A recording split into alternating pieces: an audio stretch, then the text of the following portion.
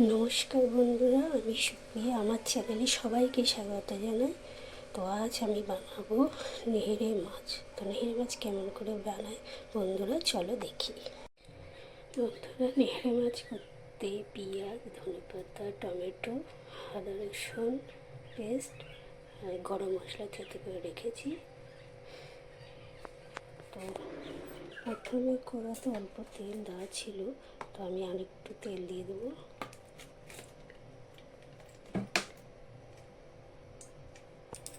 তো এখানে থেতো করা গরম মশলা দিয়ে দিচ্ছি। তারপরে পেঁয়াজ দিয়ে দিচ্ছি।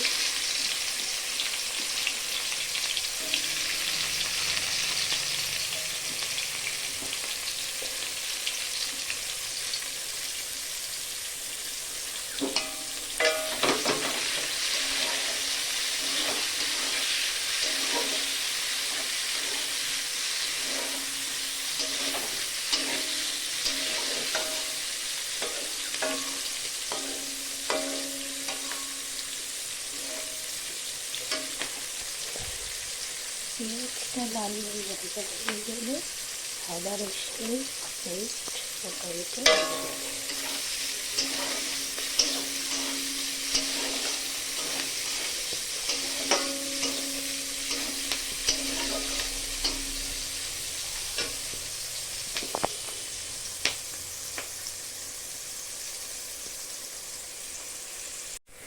মাছটা দেখো লাল ভালো করে গেছে।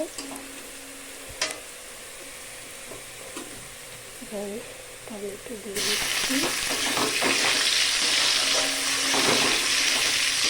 টমেটো আমি আদা রসুন বাটা পেস্টটা দিয়ে দেবো। অল্প একটু দেখছি যেটুকু করবো সেটুকু দেবো।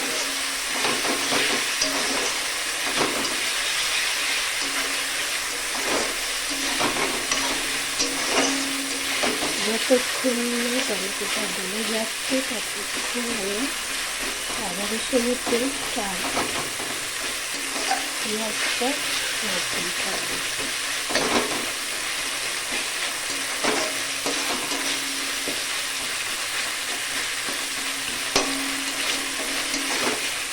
এখানে বন্ধুরা গ্যাসটা একটু আস্তে করে দেবো, কারণ আস্তে করে দিলে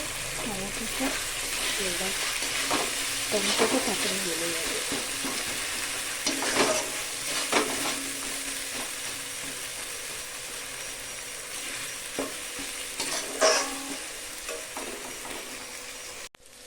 দেখো বন্ধুরা, টমেটোটা দিয়ে নিয়েছি। এবারে হলুদ ও লঙ্কার গুঁড়ো দেবো। হলুদ লঙ্কা যে যেরকম ঝাল খাই সে অনুযায়ী দেবো। আমরা ঝালটা কম একটু খাই, তাই কম দিয়েছি। যে বেশি খাবে বেশি দেবে। তো লঙ্কা গুঁড়ো দেওয়া হয়ে গেছে। এবার সামান্য একটু জল আমি দেবো। পেস্টটা ভালো করে নেড়ে তেল ছেড়ে আসবে। তারপরে আমি এখানে নেহেরে মাছটা দিয়ে দেবো। আমি আগে থেকে নেহেরে মাছটা নুন হলুদ মাখিয়ে রেখেছিলাম। নেহেরে মাছটা এখন আমি তরকারিতে দেবো।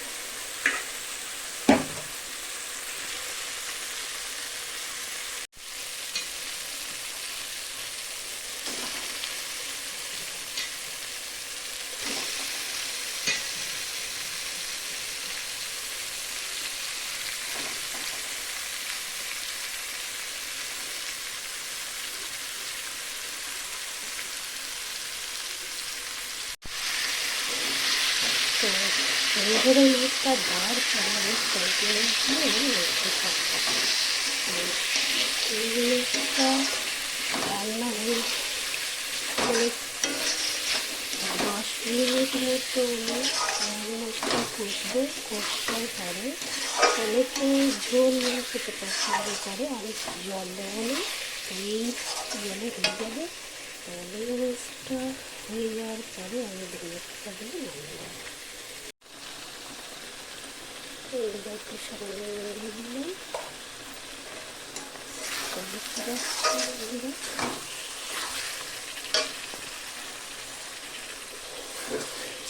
আস্তে আস্তে জল করতে হবে, এই জলেই হয়ে যাবে।